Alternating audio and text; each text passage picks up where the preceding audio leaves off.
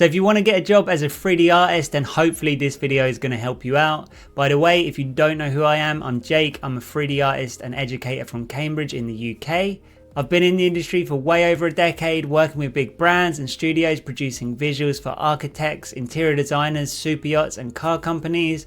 I've also had the privilege of teaching over 30,000 students with my 3D courses. And what I learned over this time is there is more to making a living as a 3D artist than creating nice looking images. Once you reach a certain quality level, it's no longer a game of having better images equal clients. So early on, I was stuck believing that one more tutorial or making my images look more photorealistic were the key. And as soon as I realized the goal wasn't to create better images, it was to produce a portfolio that lands dream clients and creates a career in 3D, that is when everything clicked. So it's very overwhelming thinking about all the things I should be doing: creating images, building a portfolio, getting some clients, delivering to clients, build a website, choose a logo, maybe make some posts on social media. Things changed for me when I broke it down into steps and tackled one thing at a time in the right order. The reason I was stuck working harder and feeling overwhelmed was because I was trying to do all these things at once. And when it got hard, I jumped to the next thing and I'd make a little bit of progress and then I'd jump again. And this is why I stayed still for so long. Every time things got uncomfortable, I jumped to the next thing I could be doing and I never really made progress. And then that changed when I identified the one thing I should be doing and just tackled that until it was complete before moving on to the next thing. Then I wasn't trying to juggle all these multiple steps. So a bottleneck is the one thing that's slowing you down right now. So it could be a portfolio, no clear niche, not knowing how to talk to clients, or just wasting time on the wrong things. I felt like I was stuck no matter how hard I worked. So rather than just waking up and working as hard as I could, the most important thing was actually picking the right thing to be working on next. And that's when things started moving fast for me. So how would I tackle this now? The first thing I'd do is work out who I'm actually creating images for and focus on building a portfolio that actually gets their attention. So when they see it, they'll say, this is exactly what I need. I was speaking to someone at one of the world's biggest art viz studios and they said they'd been through nearly 500 applications. And I said, what's the one thing that 3D artists can do to get them in the door? And their answer was so simple, it was create images that wouldn't look out of place in our portfolio. So when I started out, my portfolio was just an assortment of images. I had like a chair, an interior, a video game asset, and I wasn't clear about who my client was. And if I didn't know, then my client definitely didn't know. So as soon as I got specific and went deep into one area, I'd become the go-to person for that one thing. I was no longer competing with all the other 3D artists. So for me, that was being the yacht guy. And this meant I focused on yachts, which allowed me to spend my time developing my craft and my own techniques specifically for this tiny niche. And this meant I made more progress quickly, I created more demand for what I did, and I could charge more. So if I was going to get a job in 3D now, the first thing I would do is define who I help. I'd research them, I'd create a list of my ideal clients, I would look at the type of visuals they create now and the kind of marketing they do and what their images look like. And then I'd begin tailoring my portfolio to make my images look like they wouldn't look out of place on their platforms. Once I did my research, I got very clear on what I offered them. They didn't come to me because they wanted pretty images, they came to me because they wanted to sell yachts. So for example, rather than say I make images of yachts, it would be I create visuals that sell your designs for marketing and get sign off from your clients. So that's great, I had a portfolio online and I knew exactly how I could help, so I put it online and I waited. And after a while, I realized I needed to become active rather than passively waiting for leads to come in. That is when things accelerated fast. So leads are the key to business. And this stage was all about spending time getting in front of the right people. So getting clients is basically a maths problem. 0 visibility times 100 skills equals 0 opportunities. So looking at that, we just want to increase the number of potential clients who are aware of our existence. So the more people you tell, the more people know, the more opportunities you get, the more work you do, the more confidence builds, and the more people you tell, and so on and so on. And basically, the more people you tell, the higher likelihood of getting clients. So therefore, I just needed to increase the number of people I told. What I learned the hard way was just emailing people and saying, here's my portfolio, I need work, didn't get me anywhere.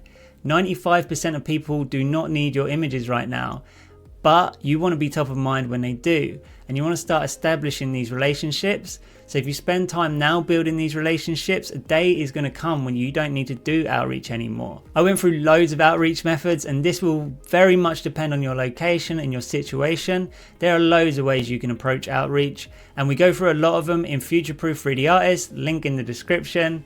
But any kind of outreach is really just asking for permission to send over your portfolio and start building these relationships. What worked for me early on was doing something called 10 by 10, where I would call 10 potential clients before 10 a.m. every day. This cut through all the noise, and it enabled me to personally engage with the decision makers who would hire me. How I did it was I made a list of all my ideal clients, and I'd call 10 of them before 10 a.m. every day. And I'd use this simple script. I'd say, "Hi, my name's Jake. I create 3D visuals for yacht companies. I was just calling to introduce myself and ask if I could send over some examples of my work." If they said no, I'd thank them and I'd move on. If they said yes, I would say who would be the best person to send my work to. They'd reply with Gary from the visual department. And I go, "Thank you very much." And then I'd send a follow-up email. I usually batched all of these until I'd done my 10 calls. And you could say, "Dear Gary, I spoke to Jess this morning and she said you were the right person to talk to about 3D renders. I create 3D visuals for yacht companies. Here are some examples of my work. I'd be happy to chat if you need support on any upcoming projects. All the best, Jake." And then I would track my progress. So I would write down who I called, their response, and the follow-up status. And if you repeat this every day, that's 10 calls a day, 50 calls a week, 200 calls a month. This consistent effort builds momentum and confidence. After 4 weeks of 10 by 10, you're going to start seeing your averages. For example, 10 calls equal 40 conversations, 40 conversation equal 10 follow-ups, 10 follow-ups equal 2 meetings, 2 meetings equal 1 client. So for example, you're going to learn that 200 calls to land 1 client. This is very valuable to know. I found this clip on a recent coffee hour in the community where Tom did 10 by 10. One of the biggest things that Jake mentioned before that really helped with me was 10 before 10. So just call 10 people before 10 a.m. every day, and eventually you'll get a client. What that does is no one's going to use you if they don't know you exist. So it just puts you on the map.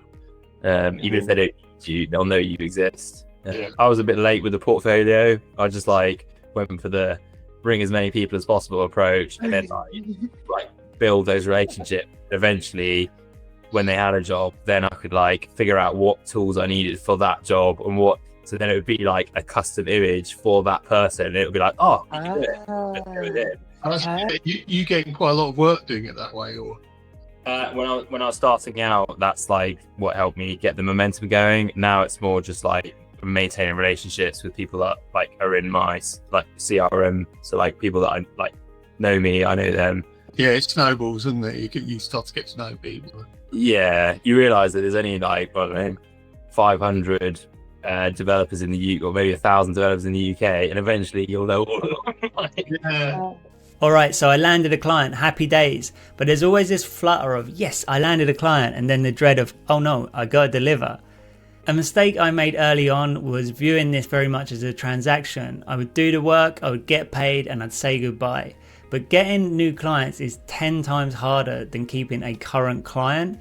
Just to quickly drive this home, I had a colleague who got offered a project he couldn't do. I did the project, I made sure I delivered. In fact, I over-delivered. That turned into 4 projects, and then that went on to working with other brands that these guys knew. So every project really has the opportunity to multiply into many projects. So just make sure you're always focusing on delivering the best client experience you can. So as soon as I got a client, it was now time to deliver, and I wanted to make sure I delivered a remarkable experience, which would mean they would remark upon it to their colleagues, friends, and anyone else. So they would recommend me to their network, and I would become one of their trusted partners. I quickly realized that landing a client is just the start, and the real opportunity comes in how I delivered. And if I delivered well, I could magically multiply projects into many. Now, not every project has been rosy. And I realized at the beginning, I didn't lose clients because of bad renders. It wasn't talent that was the issue. It was the process, and I lost them because the project was messy. So fulfillment is the full experience you give a client from first interaction to the final delivery. So the final render is important, but clients care about a lot more than the final image. I find it outstanding when I hear people miss deadlines, they ghost clients, or just deliver terrible experiences.